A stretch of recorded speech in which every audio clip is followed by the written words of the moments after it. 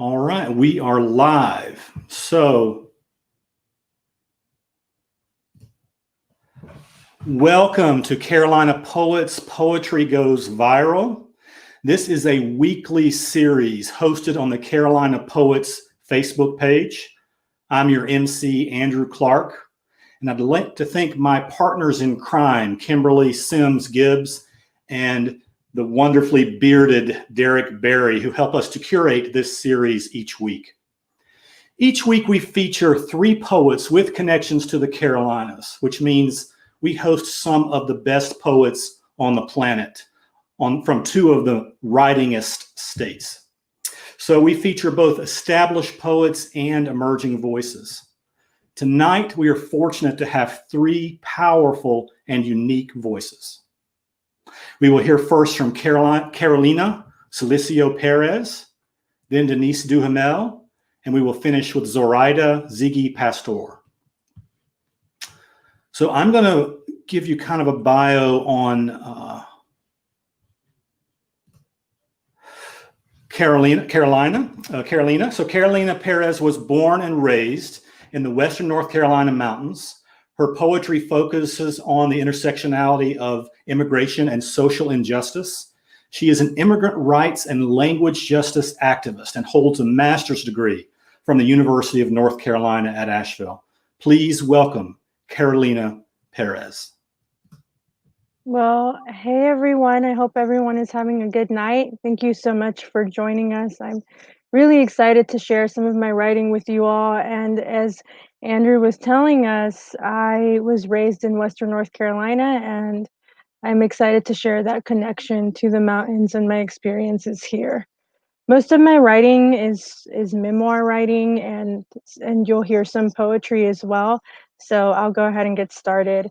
I like to start with a dedication to all of those who got me here as a first-generation immigrant, and I'll share a little bit of that in Spanish and then the English translation of the rest. Mi escritura es para nosotras, las que creemos en un mañana mejor. Para las mamás que con tanto sacrificio nos han sacado adelante solas. Para aquellas con el valor de amarnos tal y como somos. Este no es mi testimonio, es el nuestro. Demos fin a la tradición del silencio.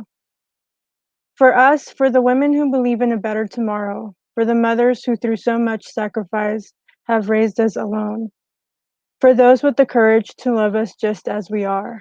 This is not just my testimony, it is ours. Let us end the tradition of silence.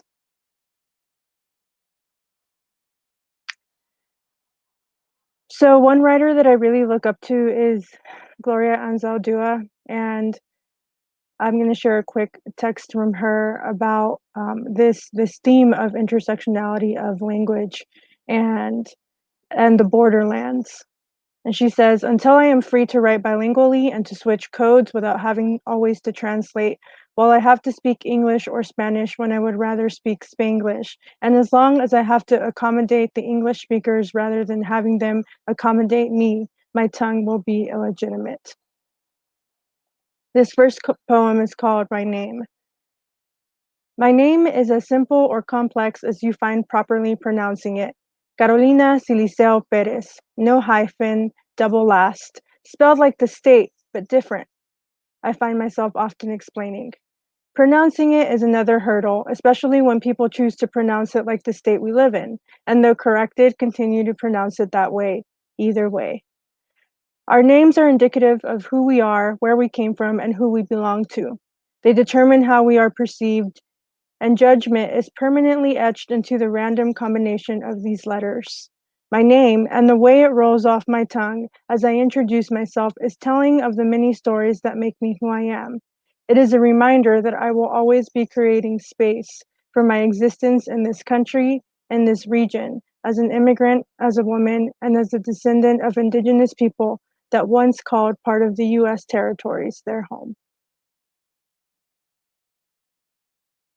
The next poem I'm sharing tonight is called Mestizaje.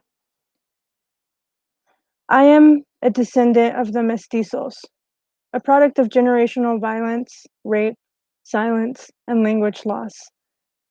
Like the refugees at the border, I am here, hoping for a chance to stay, to belong, and like countless before me, I am fighting against the half-fulfilled promises granted to students like me with a discretion from deportation, work authorization, or driver's licenses. I bear witness to the double standards of DACA and live in a state that chooses to indicate in red letters that we have unlawful status. This abuse allows me to see the world as it is. It is a battle for an equality that often does not exist for the mestizos, mulattoes, and those of us who have immigrated to this country only to be treated as second-class citizens. It is about an American dream that continues to fall short of all of its glory. I think particularly right now with the situation we're living with COVID, the American dream that my family and I pursued more than ever, it's just so prevalently falling short of all of that glory. The next short piece I'm sharing is called Nor From Here or There. The curse of a mestizo is to exist as both the colonizer and the conquered. To live as a foreigner in a country that has once been part of my ancestors' territories is like living amongst those with collective amnesia. I have navigated my way into spaces that still do not recognize the voice of a border crosser. I have found answers in the pages of history that are rarely discussed. The truth will set us free, and when it does, the revolution will be in Spanglish. Like a rebozo, my experiences are tightly arranged assortments of thread and color.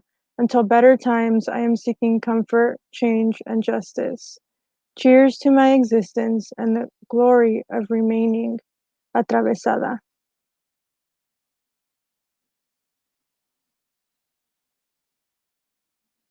This one is called For the Sake of Being Southern. Excuse me while I make way for your comfort. Allow me to flirt with your implicit bias. Is that okay? Do you mind? I'm prettier when I kick on respectability politics, when I hold my place and you get to meet your quotas. Welcome me to innovate and etch a way towards equity. I'm coveted by those seeking to tokenize and profit on my experience. Let me pity your fragility while you capitalize and exploit my people. My neighbors are pretty loud, apparently. Sorry. Think a farmer while we brush the inconvenience of the migrant to the side. Bless my heart until I beg to differ. The following piece is called Friendly Fire.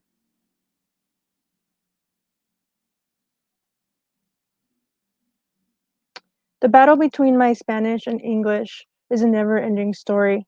It is a battle that crossed a border with me only to watch me straddle the barbed wired fencing. My Spanish withers away as I prepare its coffin. Its wounds are deep while its use grows obsolete. Here in this land, in these mountains in western North Carolina, English is selfish and entitled. My Spanish fights back and I begin to hear its plea become inaudible. I feel as my tongue begins to cramp up, but at the end, nothing happens. The message is regurgitated, but it smells and sounds like honey, eloquently flowing off my tongue. The tears don't spill, and my mother smiles, gleaming and proud of her daughter, the interpreter, the living proof of our assimilation.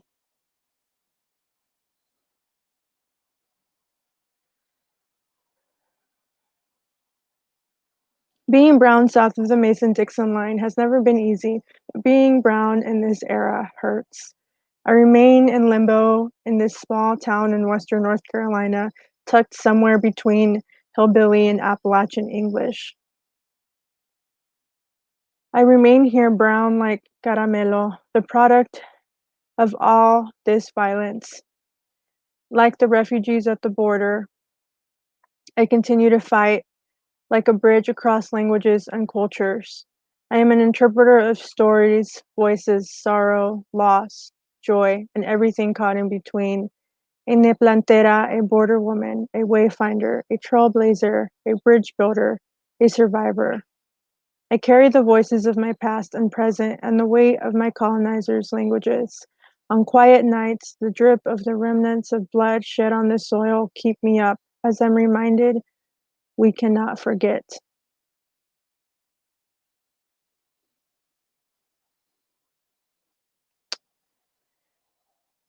This other short piece is called Tools of Liberation. Looking back allows me to name that in my life, language has been a gift, a tool, a burden, and a responsibility. I'm still working through the aspects around language that feel like a burden and the trauma associated with it. I am doing the work to understand the service and disservice I have provided through my ability to interpret, while I invite myself to explore the ways I have enabled, aided, or empowered those around me, both through my service and in my relationships to them. I have been holding space for far longer than what is sustainable for a child and continue to do so even as an adult. I am hurting as I am still the only person in my family who can fully communicate with every member. My brother was born here, and though he is 22, after a speech impediment, doctors encouraged us to pick a language for him. The experts chose for us. Now he calls me for advice, and the language that isn't even our own keeps him from expressing love to my parents. That merely scratches the surface. Even if language wasn't a barrier, how do you translate divorce, depression, anxiety, and the fear of family separation? No, some things are simply at loss for words. Some things you just don't talk about, no matter the language.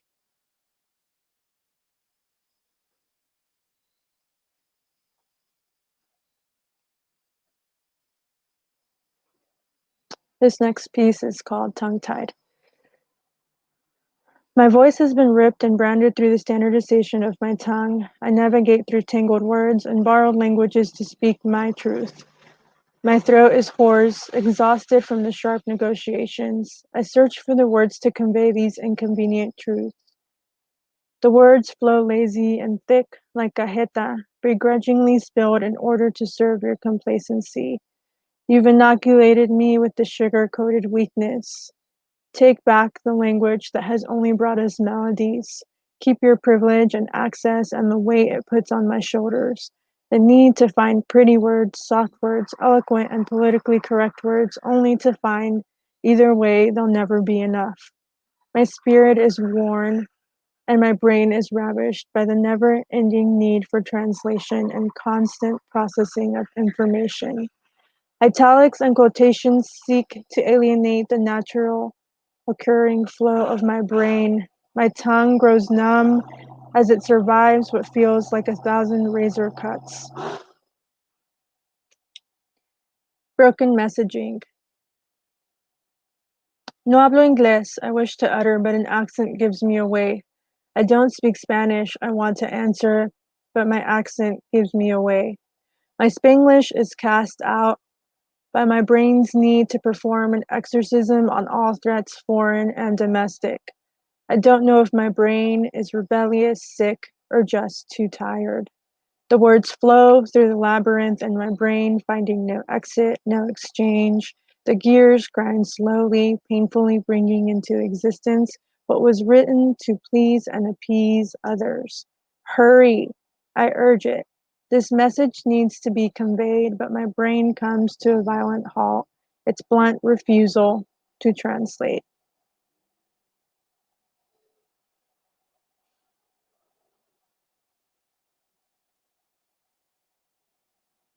I arrived on a flight from Mexico City to Miami, Florida in February of 1995.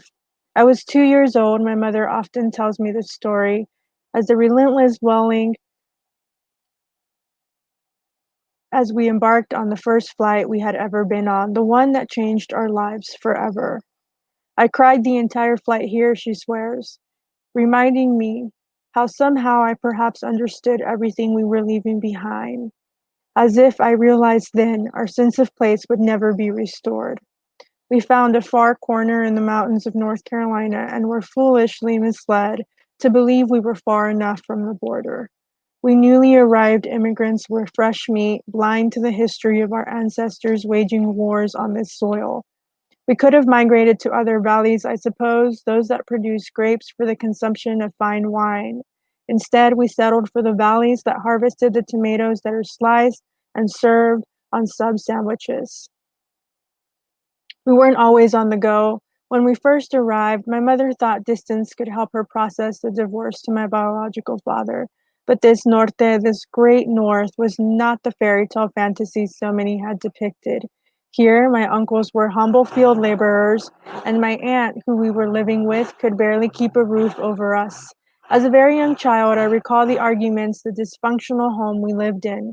My mother was desperate to find a way out of this predicament. She started a job at a textile factory and was reconnected with an old childhood friend, he who soon became my stepfather. My stepfather had just moved to Asheville from California and Florida, and in the everyday hustle, had been considering a job in the fields with my uncles. Eventually, they were married, and my uncles offered to help set us up.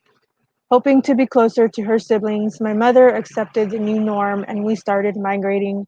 And he became my dad, the man who raised me to see my worth despite the factors that in my mind seemed to tarnish it. My dad, whom I've always called Javi, was stern but never strict, kind, and so good to my mother. He gave me permission to dream and never imposed or limited me with the conventions of gender roles. I witnessed him cook and clean to help my mother, something I never witnessed any other man do. My aunts always said it was because his mother raised them better. She was the town seamstress and they were very poor. Like my mom, he ended up leaving that small township to live in Mexico City, eventually making his way to the US. He barely mentions his brief time in California, the other valley. Did you like it? I used to ask, a response that immediately yielded furrowed eyebrows and a distant gaze, even for his white, passing, hazel-colored eyes and light skin. Evading La Migra has never been a subject to bring up in mild conversation. The death of a relative gave him a chance to migrate east to central Florida, and like most other farmers, he followed his way up the coast, following the crops. The mild climate and mountain views of the Carolinas welcomed the fruits of hard labor, as him and others romanticized a future in this land of opportunities.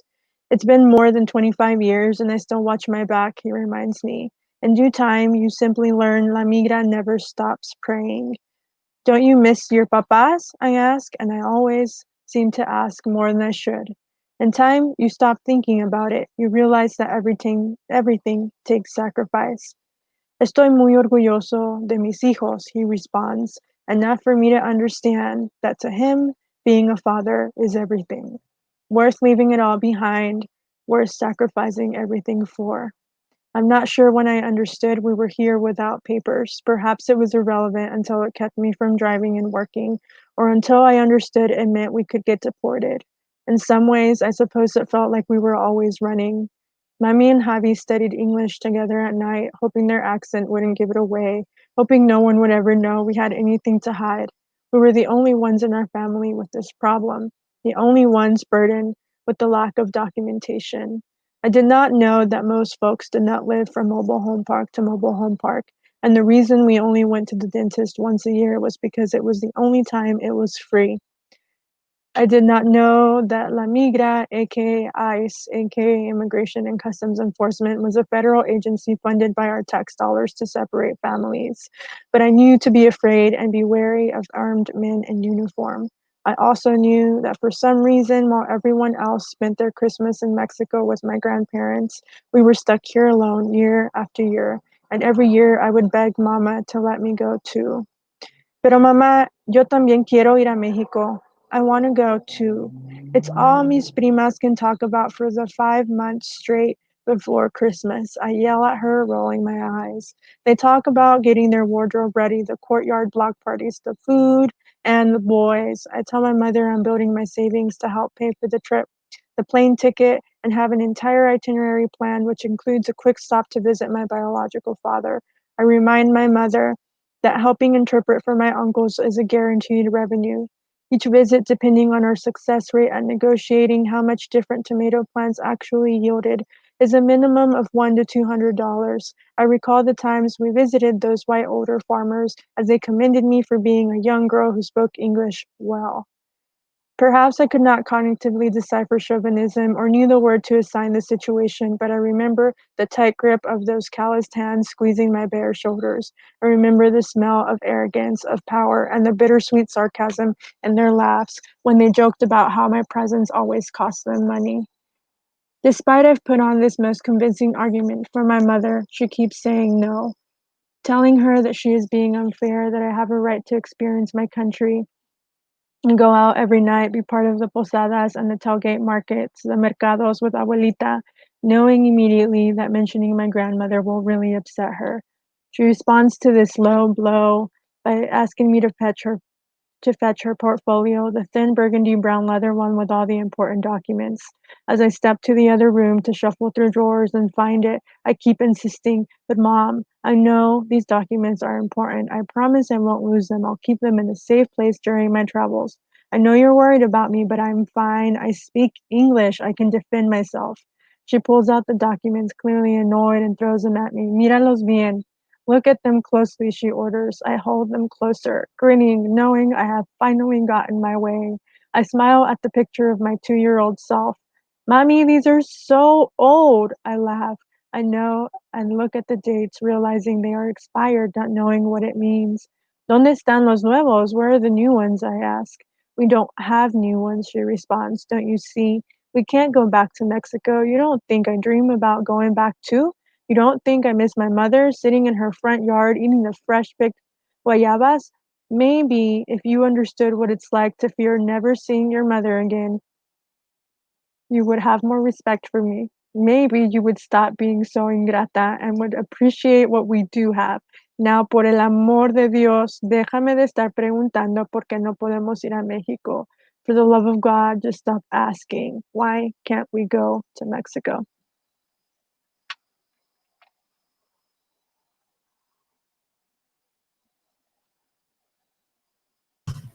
Carolina, thank you very much for those powerful words. Can you stay put for a while? We're going to open up for questions at the end. Would you mind to do that? Sure. Got a few questions in the chat already. If you're viewing right now and you have any questions for our poets, please type them into the Facebook chat, and we will try to spend a little bit of time answering some questions at the end. So I'm going to bring Denise Duhamel on with us now. Denise gave me a extremely modest bio, but I had to embellish it a little bit. Hopefully she'll forgive me. So Denise Duhamel is the recipient of many awards for her poetry, including a National Endowment for the Arts Fellowship. She teaches at Florida International University and the Converse College MFA program. Her most recent collection of poetry is Scald, which is fantastic. And she has a new collection, Second Story, coming out in 2021. Please welcome Denise Duhamel.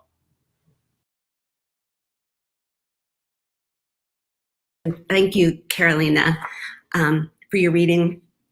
I'm going to start out with the poem Howl, which of course has a nod to Allen Ginsberg and also to Amy Newman, who updated Howl a couple of years ago. Howl. I saw the best minds of my generation, i.e. Fauci, Birx, undermined by Trump, doctors hungry for truth, dragging themselves through inane press conferences at 5, trying to fix the prez's anger. Angels with hip replacements and fashionable scarves, holding up graphs, making predictions, scientific dynamos trying to break through, to give us light, who, in spite of political tatters and hollow men, sat up zooming in the virtual darkness of cold, hard facts, floating across cable news hosts' desks, contemplating death rates, who bared their brains to the World Health Organization and saw Monday night riots, angels staggering in Lafayette Square, flashbangs illuminating, who passed by unimaginative reporters with radiant, cool eyes, pleading with Americans not to drink bleach. Tragedy among the non-scholars of pseudoscience, who were expelled by news conferences by a crazy and obscene know-nothing on the whims of a numbskull, who cowered in green rooms, undercut, retrieving their speeches from wastebaskets and listening to the terrible thump of Trump through the wall, who got their words twisted, regurgitated, returning to Joe Scarborough with a plan to keep nursing home patients and prisoners safer, flattening the curve in New York, who urged the closing of hotels and theme parks, paradise, church, shopping malls with their mannequins' torsos glowing night after night with dreams of capitalism, now a waking nightmare of alcohol wipes, cock and endless balls no longer welcome in gentlemen's clubs, strippers shuddering, clouds of debt, no spinning on poles, no dollars, Canadian or American, all the motionless world of highways with no cars.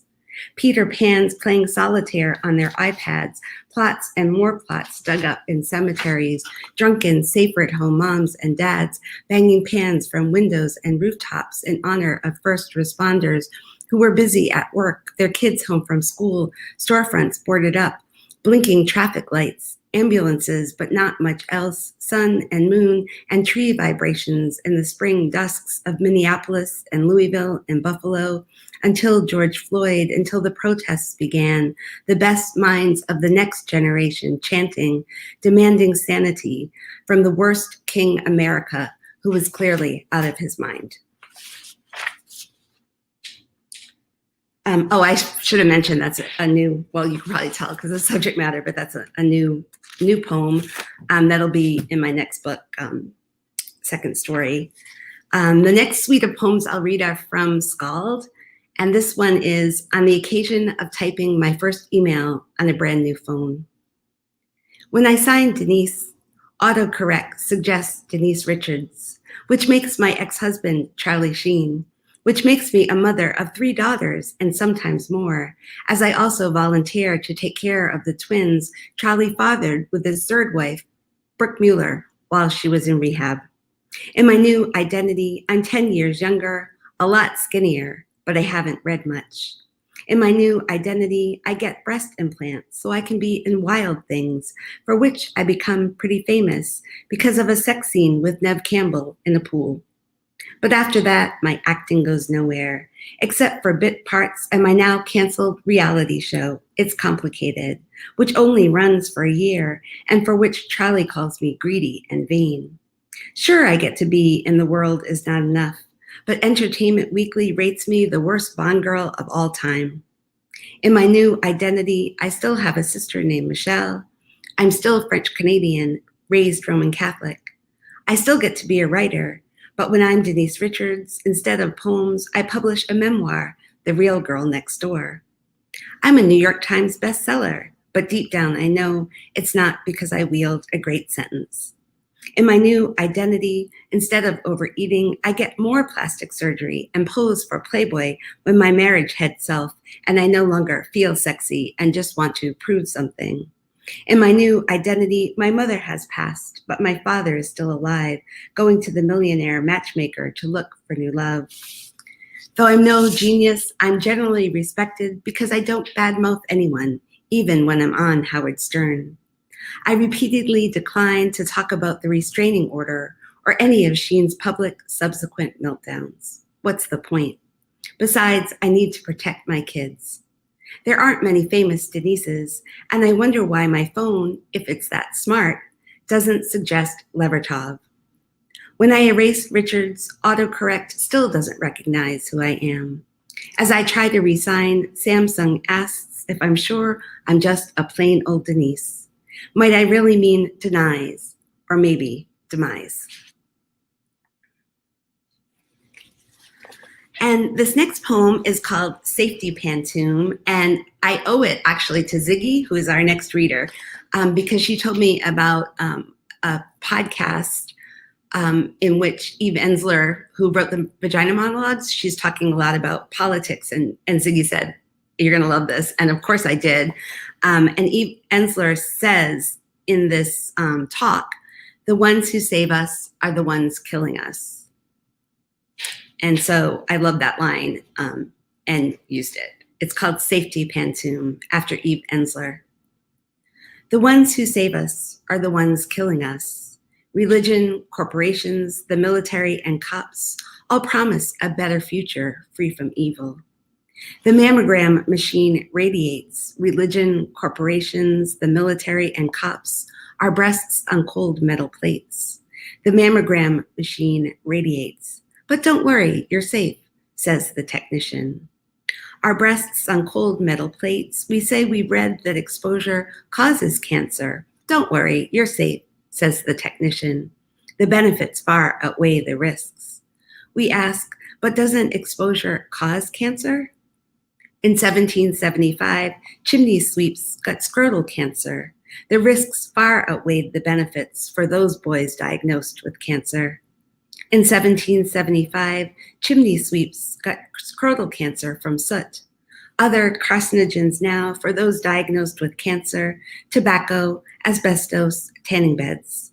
We've gone from soot to other carcinogens: Dow Chemicals, gasoline, the coloring agent in Coke, tobacco, asbestos, tanning beds, Monsanto's Roundup weed killer.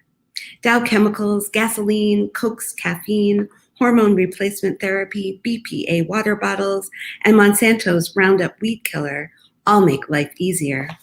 Giving up to hormone replacement therapy and BPA water bottles may rid you of hot flashes and night sweats, make life easier. Giving in to authority means you can always blame your hot flashes and night sweats on the military-industrial complex.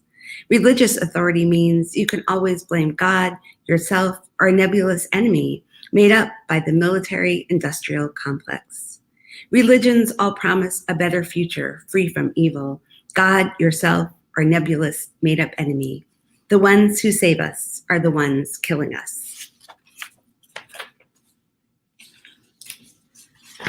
This next poem is called The End is Coming.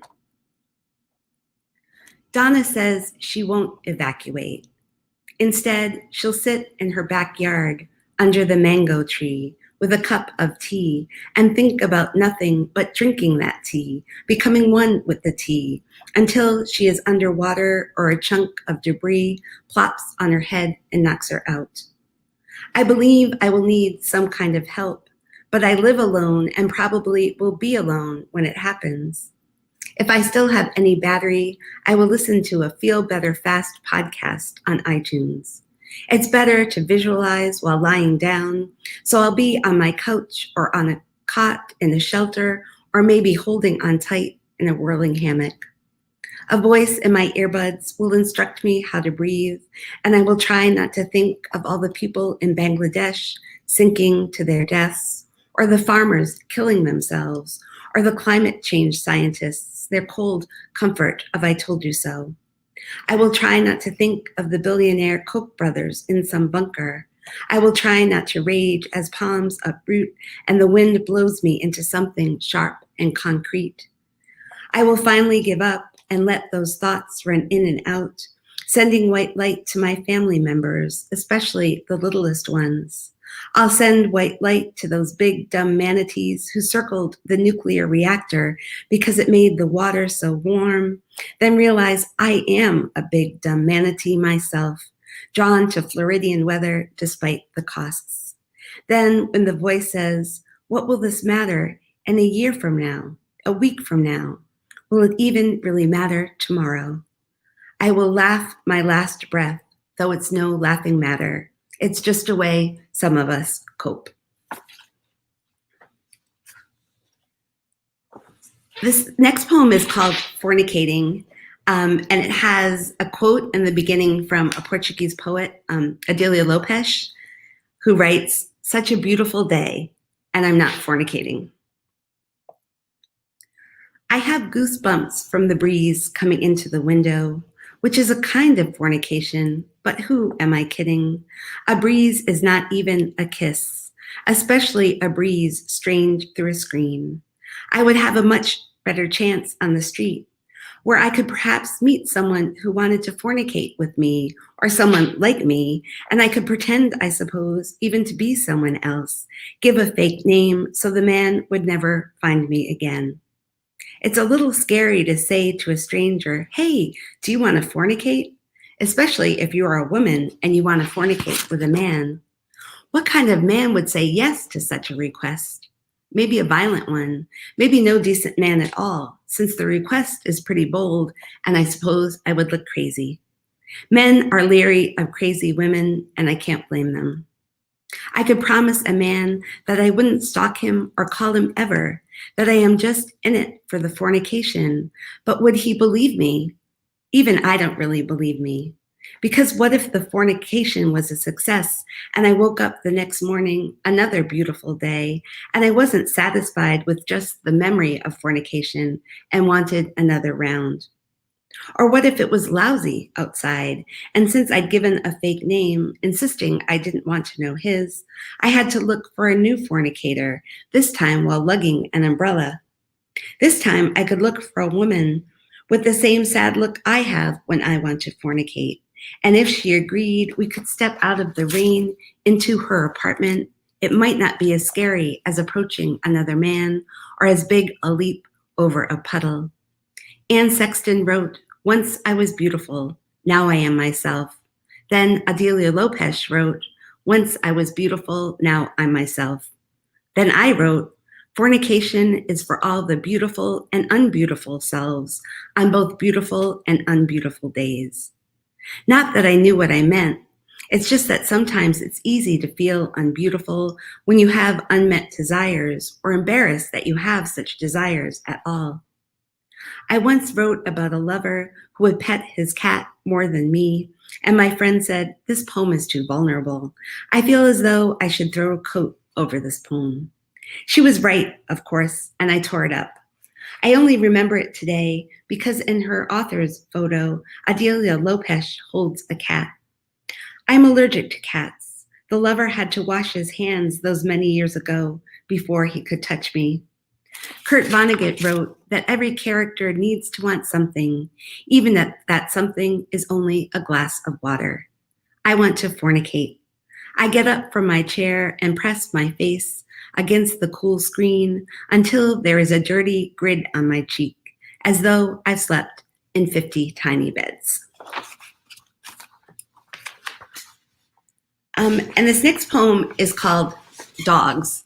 I'm also allergic to dogs, cats, all animals actually. Dogs. Everyone who leaves me immediately gets a dog. Everyone I've ever left does the same. I'm not just talking boyfriends and husbands, but also platonic roommates. Before I'm abandoned, everyone says a version of, "No biggie, dogs are only trouble anyway. And besides, who's going to feed them when I'm traveling?" New friends, not yet tired of me, walk by the pound, so many pink noses at the glass, and say something like, "They're cute, but I'd rather have you." Even my younger sister got a mutt the day after I moved to college, as though she and my parents had been plotting all along. Maybe because of my allergies, I've been compensating all these years, fetching bones and slobbering and panting, waiting for a pat on the head. Maybe I've been too loyal, too simple in my affection. Maybe I've rolled over too many times, waiting for a big hand to scratch my belly. I used to think everyone was downplaying their adoration of dogs to make me feel better. Now I think I was the dog. And this final poem I'm going to read is from the forthcoming book as well, and it's called Dear Memory. Dear Memory, what have you done with my keys? I blame you, though it's hard to hold a grudge these days, because I usually don't remember why I was angry in the first place. I look at a person, sure she's done me wrong, though the inciting incidents are lost. Former students seem familiar, but their names disperse like cigarette smoke, blowing towards a stool where I once drank myself sick. Now I'm not even sure what city that bar was in. The welcoming pink neon letters, another cloud, as though I am looking at tiny print without my reading glasses. I was on a pink cloud when I first stopped drinking. In fact, I once looked up at the moon, weeping in gratitude. So there, I do recall something. I was walking across the Brooklyn Bridge in an ex's sweatpants, though I'm not sure anymore of his name or if I ever gave those sweatpants back. I'm usually halfway through a movie on Netflix when I realize I've already seen it, probably in an old-fashioned freestanding theater, perhaps a matinee or midnight screening, perhaps a popcorn bucket on my lap. That is, if I wasn't on some fad diet. Did I take my pain pill or not? I'm drinking water, but I'm not sure I can detect that bad taste all the way back on my tongue. Maybe I have been drinking more water than I thought. Is it time to go to the gynecologist again?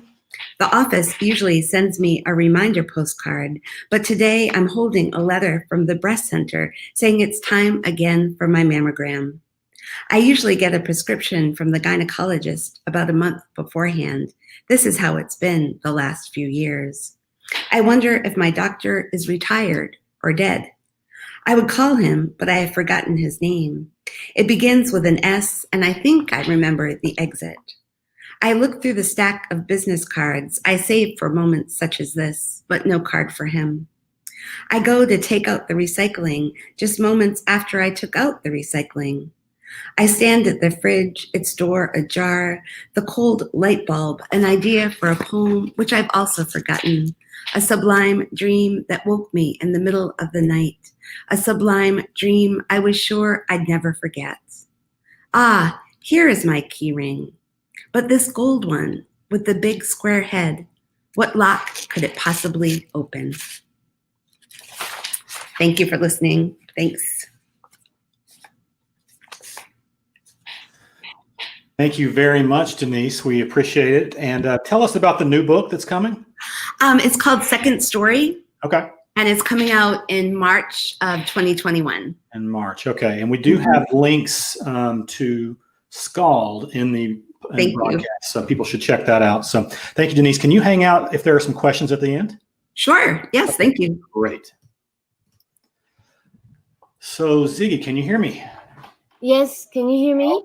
Okay. So Zoraida Ziggy Pastor is the daughter of Cuban exiles. She is the author of Bear Echoes, a poetry chapbook sponsored by O Miami and the Knight Foundation. Ziggy teaches at Miami-Dade College, and her work will appear in the forthcoming Converse College MFA anthology from Clemson University Press. Please welcome Ziggy Pastor. Hi, everybody. Good evening. Welcome. I'm very excited to be here tonight. I'm honored to be here tonight. I feel like this is a great space to hold poetic conversations. This for me is like a dream come true because seeing my name next to Denise Duhamel. Denise is my teacher and my mentor. So that's kind of like a note to don't give up on your dreams. Thank you, Andrew, for putting this together and making the dream happen, and the Carolina Poets. Thank you to my MDC, my Miami-Dade College coworkers, for coming out tonight. Thank you to my friends, and thank you to my family. A shout out to my mom and my beautiful boyfriend. And thank you to my fellow readers.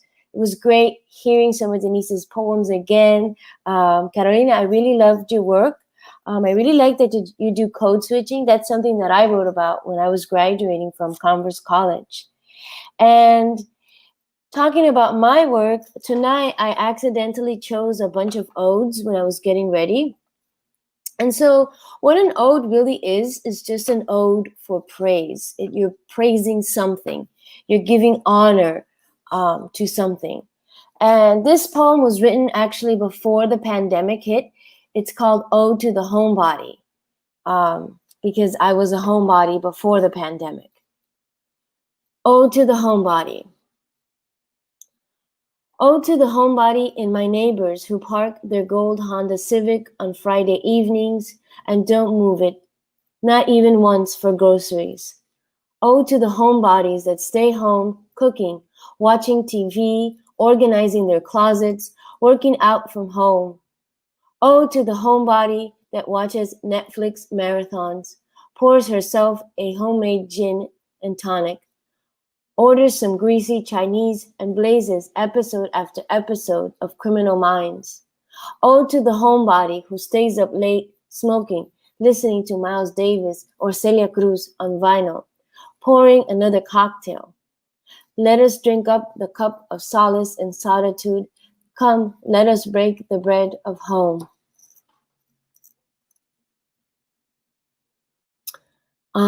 So this next poem is again an ode, and this ode is for my cousin Carlos, who passed away in June of this year, not from COVID. He had heart failure, and my cousin Carlos was a quirky guy, and he always had lists. He was always making a list, and if he wasn't making a list, he was thinking about making a list, and he always had like golf pencils in the glove compartment of his car. And this poem is an ode to him, and it's called Ode to the List Maker for my cousin Carlos. My cousin Carlos Gabriel was a brilliant mathematician. He kept sharpened pencils in his glove compartment and his inquiries registry in his shirt pocket. He loved making and completing lists, long lists, short lists, lists of meals, a list of 15 years of payments to his car insurance, a research list. Topics include boxer Leonardo Padilla, a pocket pistol wiki, a list to the benefits of drinking whiskey. He cataloged everything he owned, CDs, books, noted what he wanted to buy. His most recent purchase list read, shirts, Hawaiian, zip guayabera, Snaptastic. He even noted the colors he wanted, gray, light olive, and some more gray. He calculated $83.96. After taxes, $89.84.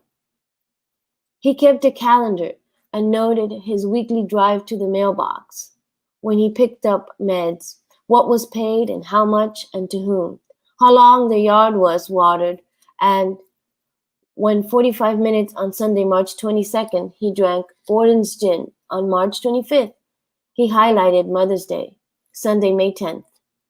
He picked up 3 months' supply of medicine on June 12th, 2020. He repaired his PC on Saturday, June 13th, 2020. His last entry was June 15th. He wrote, I watered the lawn. And this poem is for my mom because, as Andrew read earlier, I am the daughter of Cuban exiles. I'm first generation American. That's why I say dreams do come true. I'm the first in my family to go to college. And like Carolina, who read earlier, I was a young translator. You know, I think I was translating things for my mom since I was like 7. So, and I was inspired so deeply by the writer Amy Tan. Her poem, called, her short essay piece about mother tongue really, really inspired this poem. Check it out, Amy Tan. And this is my poem called My Mother's Tongue. My mother's tongue is slippery. She strings together words in limited broken syllables to make clumsy sentences, strung together like a child's homemade necklace. She says to the telemarketer on the phone, anything else. She meant nothing else. She doesn't want anything else. Not want anything, she says again, and hangs up abruptly. She tries though. I work, she says. How you doing, my friend? Happy to see you. She beams a child's radiant smile. I am glad we can speak English. I am glad we can speak Spanish. With her broken English, she strung together a life in exile. She pledged allegiance to America. Many nations under one nation. Together, indivisible, under God. Amen.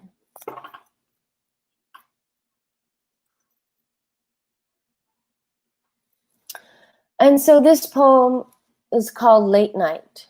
So what does a homebody do? Late night. I was a child who read deep into the night. My father gave me a tiny red lantern, the kind you hang on your keychain. My mother and I shared a room. We slept on twin beds with identical floral bedspreads. My mother would turn off the light.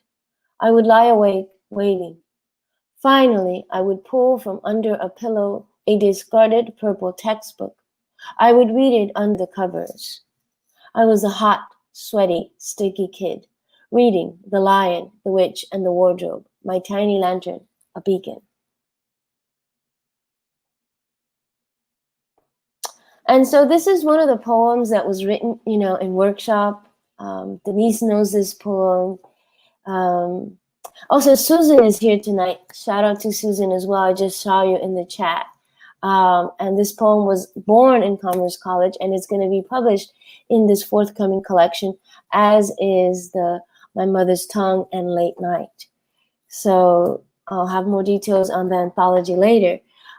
This poem is called You Bring Out the Cubana in Me, and it's after the Mexican-American writer Sandra Cisneros. And there are some Spanish words in here. I do a little bit of code switching. Let me create some definitions for you. And there is a little bit of cursing. So come mierda means shit eater. Come, and mierda to eat. I did say this poem did curse. Cariño means my beloved. Cabrón means like saying bastard. And mierda, like I said, means shit. Solariega is a Cuban term that is used a lot in like Havana, because the buildings are like kind of close together. My mother is from Havana, and what she told me is that, you would have one building here, and then there would be like a hallway in between, and there would be another building adjacent, and my dog is behind me. And the women of the Solar were kind of loud, and they would often communicate from one side to the other. And it's not like it's a classist term as well. Same thing for chancletera, and chancleta means flip-flop. Yeah, so that's it. So hopefully now we're on the same page. You bring out the Cubana in me.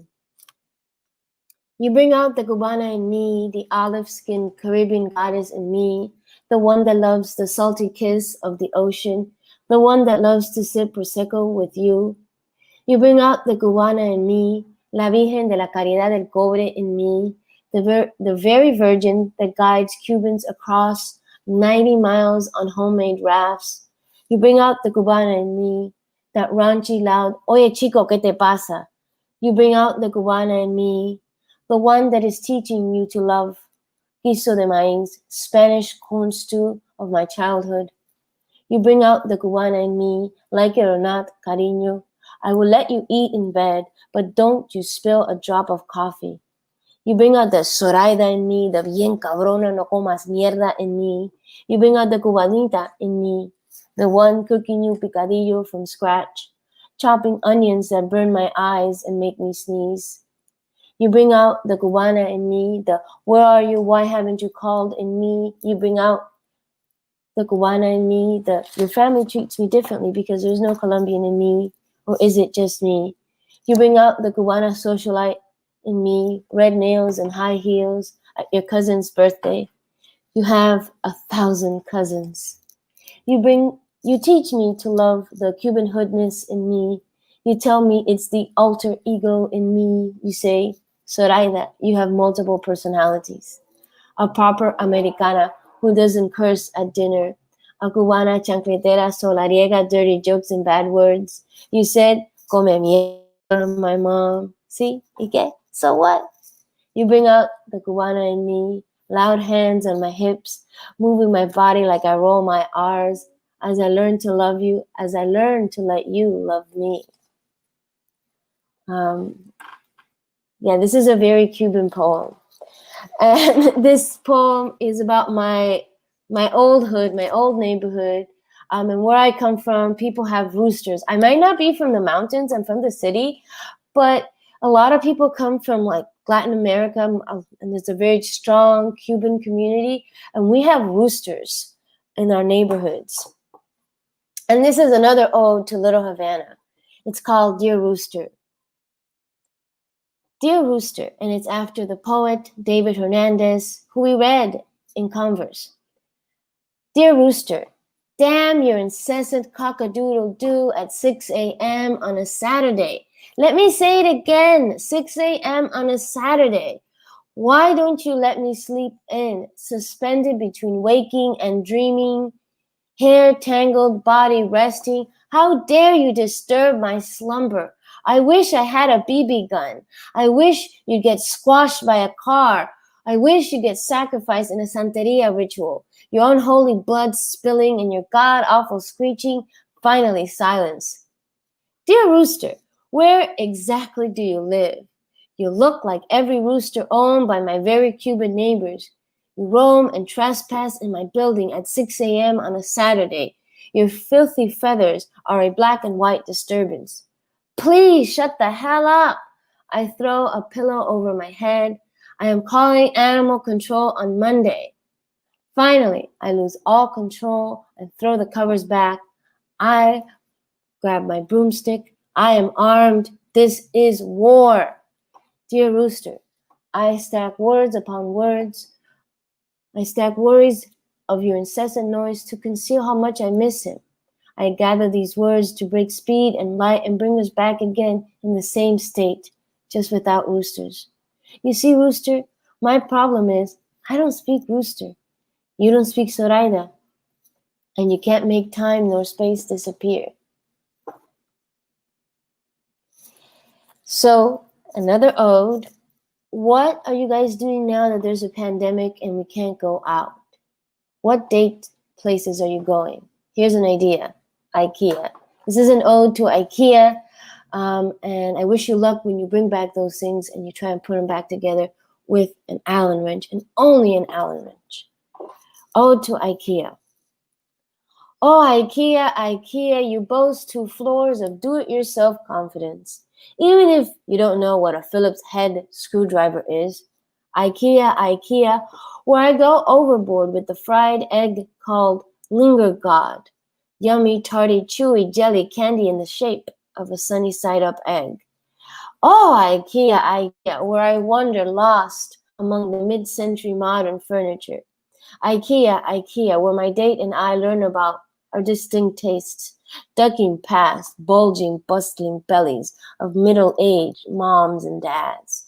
Oh, IKEA, IKEA, this is where I pray I don't get a bulging, bustling belly. As I split a Swedish meatball and mashed potatoes with my date. Oh, IKEA, IKEA, you sure are an odd place for a date. Now we split a diem cake, or as I call it, a damn cake, a damn good cake. Chocolate that pairs perfectly. A coffee. Oh, IKEA, IKEA, this is an ode to you and your long checkout lines where my back begins to itch and I have to ask my date, could you please scratch my back? My hands, as you see, are full. I raise the pillows I'm holding for emphasis. Sure, where does it itch? He is kind enough to say. You have to reach under my bra where the palate bone is. I try to point with my thumb. He then, discreetly, or so I hope, reaches under my jacket. Oh, IKEA, IKEA, where I whispered to him with my hands on his chest. Higher, higher, to the left. Oh, IKEA, IKEA, I wonder what people must think. Him reaching into my shirt. Oh, relief. He discreetly removes his hand and I adjust my jacket as I pull up to the checkout.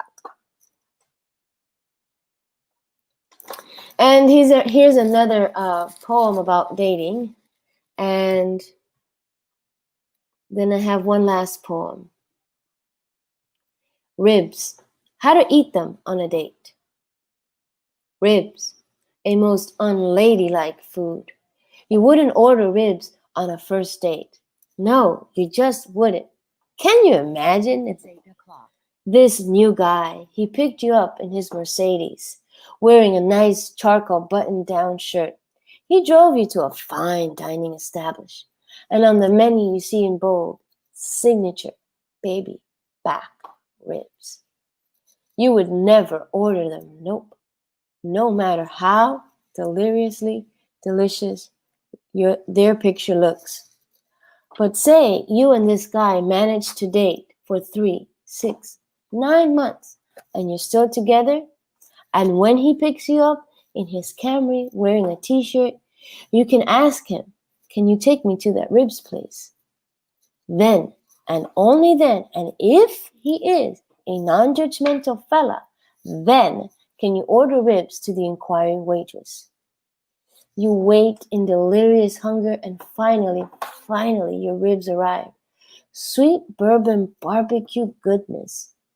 He daintily begins to eat the tender pork while you open your jaws, smearing sweet bourbon sauce all over your chin and lips. A drop even reaches your cheek.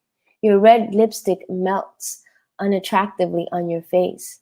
You grab flimsy napkin after napkin, attempting to wipe the massacre on your face. You even lick your lips. Eventually, you build a napkin graveyard, while he on the other side has no sauce on his face. No, he is a gentler eater of ribs. He chuckles and says, "You look like a scene right out of a sitcom." You say in the deep growl of the Joker in Batman.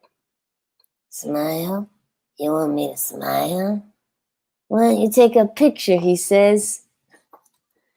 You open your phone and see the red lipstick barbecue sauce slaughter on your face.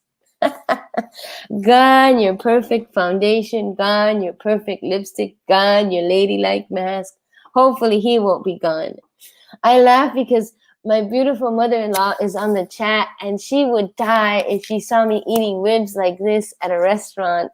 I love her, and she has taught me everything about manners, or tried to teach me everything about manners, but I just love ribs, and a girl's gotta eat, okay? And yes, I was on a date with Jose, and we were dating for a while, and now, I think it's okay. We've been together almost 5 years. Let the woman eat, okay?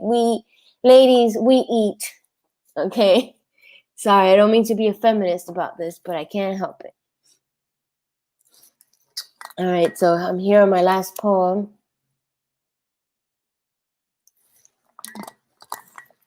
And this poem is called Fire.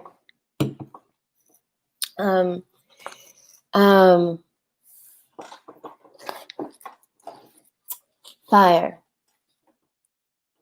Fire. 1. I am sitting at the bar alone, my choice. The Atlantic Ocean full of seaweed lies stagnant to my left. My family is bathing in that puddle they call the ocean. It no longer takes me aback. Ever since he left for the promise of work, I am so often deliriously alone. I am reading The Great Fires by Jack Gilbert.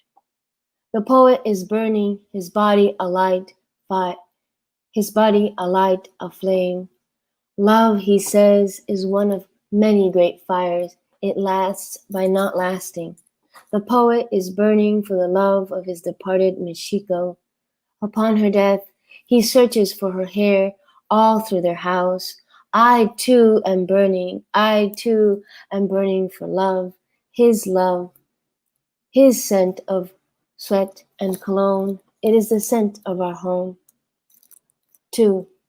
Home torn from us, running to a distant land, running out of space like this notebook, running out of pages. The story has been told or not. My great-grandfather jumped in front of a bus. They said he was unable to live with the fire of loss. What was his name? Loss is a fire. Loss is our story, and forgetting is a fire that burns deeper and deeper still. 3. Lost our bodega, lost our hardware store.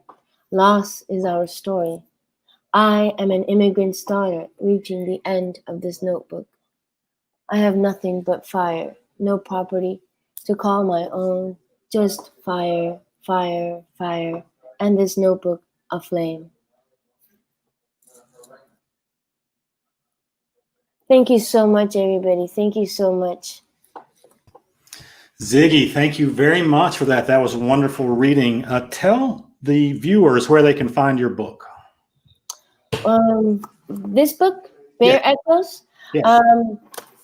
I have an ebook version of this book available on Amazon as well, and I can also mail a hard copy if you wish, but please DM me through Facebook or Instagram. And the forthcoming anthology is expected in late 2021. So some of my poems that I read tonight will be seen in print in late 2021. Great. That's wonderful. I'm going to bring everybody back on, and maybe we'll take a quick moment, answer a few questions. So one question I had for Carolina and Ziggy, you guys talked a little bit about code switching. Could you each maybe speak to how you use it in your work and how you speak to the different audiences? Carolina, I think you're muted. Yeah. I think for me, it was an accident. I would sit there and take a really long time trying to figure out how I wanted to say what my mom was saying. And I one day said, well, I can only say it in Spanish. And so I got good feedback from my professor at that time was Tommy Hayes. And he was like, just if that's what organically feels like you need to do, then keep it that way. And so I have. For me, I agree with the organic. It has to be organic. It has to come natural to the poem. It has to come natural to you as well as the writer. So a lot of my language sometimes does steam into Spanish because I have both languages. Although I feel like sometimes I'm forgetting my Spanish. And I learned of this term. I didn't know it was code switching. To me, it was always Spanglish. Code switching. I didn't know that I was code switching. And we actually, all of us code switch, believe it or not. When you hear people in New York saying, how you doing? I'm not from New York. I can't do it very good, but that's code switching, right? Bless your heart. Anything like that is like that you switch. It's just the jargon of the area, the geographic area as well. Thank you, guys. Now we have this question. I don't know if you can see it on the screen, but the question is from Daniel. He says, pick 2 poems you've written that you believe would engage in a conversation. What are the poems about, and what would the conversation be like? So if you can imagine 2 of your poems engaging in conversation. Anybody want to take that one on? That's a tough question. I think I might be able to talk to it a little bit. Okay. It's so long. Like in 2005, I had a book called 2 and 2, and it was all love poems to my then husband, and they were, very romantic and, very, I was very much in love. And then fast forward, we were divorced. And so I wrote a poem that's in Blowout that came out, I think 2013. So all these years later, and it's called Old Love Poems. And it kind of interrogates my younger self and how I felt, I'd look back at those poems and think, was that really me? Did I, feel that way? I couldn't remember feeling that way, or I remember it, but couldn't connect with it. So I think that's it. Like if you live long enough, I know you two are much younger, but when you live long enough, sometimes you do look back at your earlier writing and the poems are in conversation, I think. Either of you have a thought on that? I think all our poems, if Ben mentioning what you just said, are kind of in conversation with each other, because all of these poems are us really having a conversation with ourselves, kind of, in a way. I guess if I could pick 2 of my poems that are having a conversation, I would pick the Sandra poem that I read tonight, to kind of talk a little bit about one of the poems in my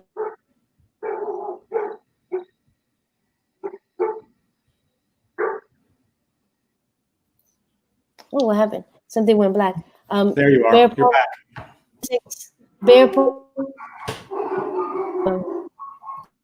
That poem. It's 2 different stages of one relationship. So I think those 2 maybe will be able to talk to each other. Mm-hmm.